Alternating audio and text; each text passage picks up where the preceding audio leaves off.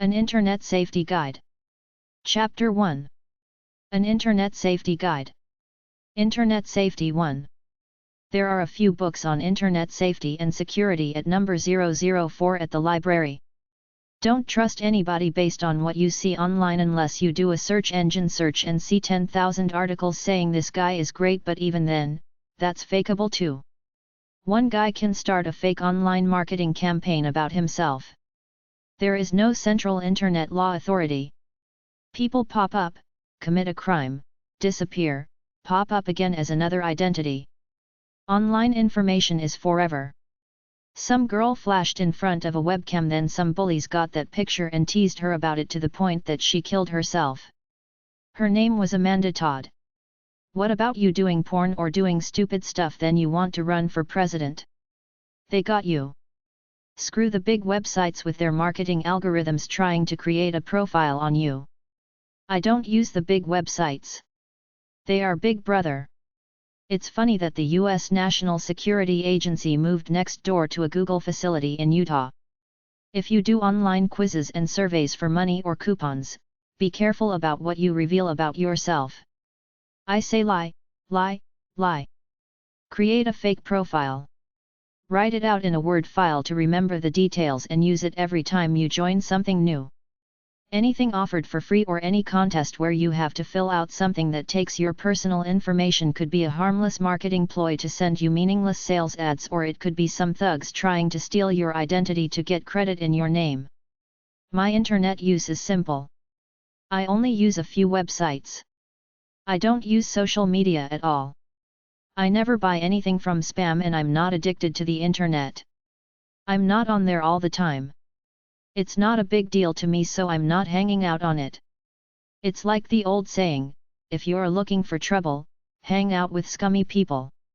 The internet is full of scumbags without a life in the real world. That's why I don't take it seriously. I don't mess with socializing online, but I'm a pervert by most standards simply because I wrote a sex book about my views on sex as a natural act, so when I go on alt.com or somewhere else looking for sexy playmates, I cross out my face when I post a picture because it's easier in case I decide to get into politics or promote some activist cause someday. People are small-minded. I don't care if some guy is a cross-dresser, but one picture of a talented, great leader engaging in his side hobby of wearing lingerie will end his political career. Be careful about what you write. Some Canadian guy wrote an article about the pleasures of recreational drug use. This guy was a respected professor. He was at a border crossing. The border guard typed the guy's name into a search engine, saw the article and refused him entry into the United States. Set the security settings on your browser. I download free software and porn all the time. It's a risk. I've downloaded lots of porn from tube8.com and never had any problems. I use big freeware websites like cnet.com, brothersoft.com, download.com, and lots of others listed in my computer book. I have one business email address and about 5 email addresses I use for everything else.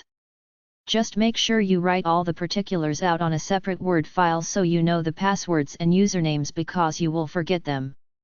It's incredible how much porn there is online and people posting video of themselves masturbating on their webcam. 20 years age masturbation was considered shameful and embarrassing. Nowadays people video themselves doing it, then post it up for the world to see. Let's say 10 years from now, you're the president of the Family Values toy company, then somebody finds the video of you jerking off and wants $25,000 cash to keep quiet. Is it worth it? All these girls I see doing lewd sex acts think they're being free and liberated, but it is self-debasement. There is something intrinsically wrong with having sex in the presence of others. People try to portray it as cool and enlightened, but it's really lowlife to have sex on film. There was a chubby middle-aged science teacher somewhere. She had been in a porno film 20 years earlier. She did not look like she looked 20 years ago. I still wonder how did someone, I presume her students, discover this.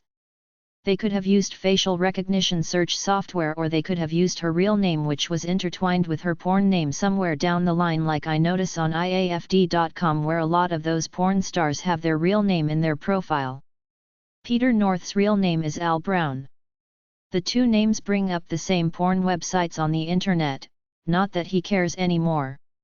He's been doing porn for 30 years, but what about some down-and-out girl doing porn 20 years ago? Now she's married to some guy who wants to run for senator. In this repressed world, forget it. Assume everything is hackable and stealable. They got these cloud websites where you store your stuff supposedly safely online. Why don't you just buy 1, 2, or 3 external hard drives? You can't believe these people. What if that backup storage company goes bankrupt or someone hacks into it? All your secret videos of being a BDSM bitch are now public. If you plan to run for politics, they have character assassin media consulting companies that comb through everything about you online, looking for any little thing to embarrass you. Today you are a right-wing family man, but 20 years ago, you wrote an article to legalize recreational drugs and sex work, aka prostitution. Or maybe there's a picture of you getting a lap dance from a naked stripper when you were stoned. Be reasonable. Put stuff online, but use a fake profile and a pseudonym if you're writing offbeat articles.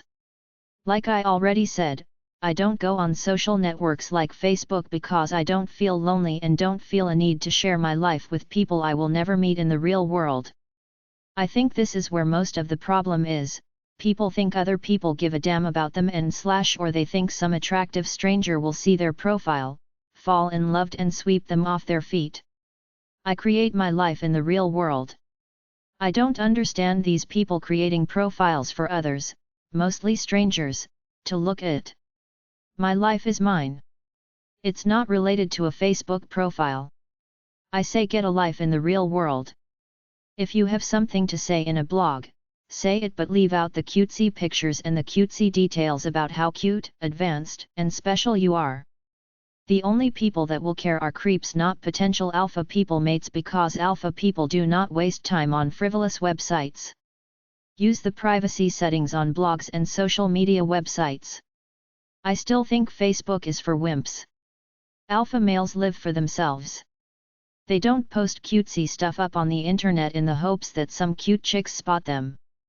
They do what they were born to do by nature.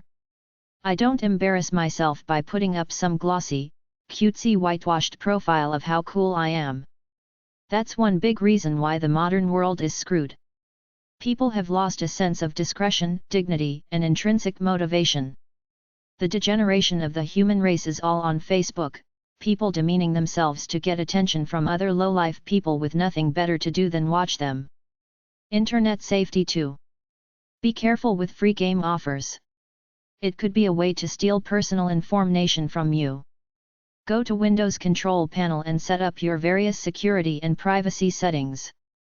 Create a fake profile which masquerades as your real profile. Type it out. Put it in a Word file because you'll forget it and have to go back to refresh your memory. This would be a fake last name, fake date of birth, fake street address, etc. Create strong alphanumeric passwords using both numbers and letters. Use the match caps option for capital letters. Online criminals might use scam emails to try to sell you something that doesn't exist. Try to offer you some get-rich-quick type scheme. Try to get your personal information to steal your identity and get credit in your name. Load cookies or malware into your computer. Put a fake profile up of a real company that you deal with, saying they need your personal information. Do online business only with companies you know about in the real world, or only do business with a website after you run it through bbb.org for complaints. Email attachments could contain malware, but from my own experience they're usually harmless marketing stuff like a free video link or something like that. Use antivirus and anti-malware software. There is plenty of free such software out there. Never give too much personal information away on sites like Facebook or MySpace. Have email addresses for your meaningless internet life and separate ones for real business. Others might try to blackmail you if you're a big shot and you post a picture of yourself cross-dressing, so it's no big deal to black out your face or simply say in your dating profile that you're a public figure who has to protect his personal life. Internet safety one-liners. Don't give out your real name, age, phone number, or other personal information on the internet. If a questionnaire asks for personal information, lie about it. People who chat with you may not be who they say they are. Sometimes adults pose as kids. Be careful about meeting people you met online in real life. Don't send naked pictures of yourself to anyone. Lie when people ask too personal questions. People who trash talk you/people who lie about you. First ask them to remove it. Hire an attorney. File a civil lawsuit against the website and the person who posted it. Reputation.com. Internet safety websites. There are a few books on internet safety at number 004. Or HQ799 at the library. fraud.org/internet/ntnfo.htm. bbb.org, Better Business Bureau. cnet.com, tech site. fbi.gov/scams-safety/fraud. getnetwise.org, getnetwise.org, an internet online safety guide with suggestions for safety by age with tips for kids, teens, and parents. adprevent.com. asacp.org, adult sites against child porn. asi-mexico.org, Alianza por la Seguridad en Internet, Mexico. blogsafety.com. browsesafe.com. ccmostwanted.com/kids/index.htm, internet safety for kids.